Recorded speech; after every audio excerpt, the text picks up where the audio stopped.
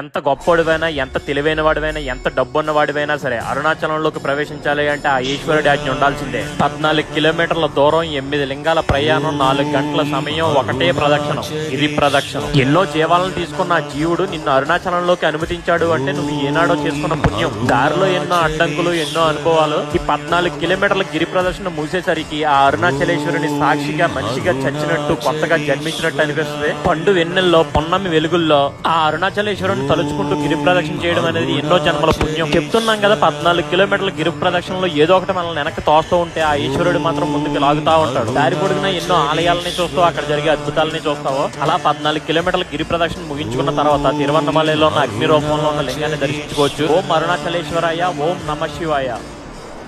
ఓం అరుణాచలేశ్వరాయ నమః. ఓం అరుణాచలేశ్వరాయ నమః. ఓం అరుణాచలేశ్వరాయ నమః. ఓం అరుణాచలేశ్వరాయ నమః.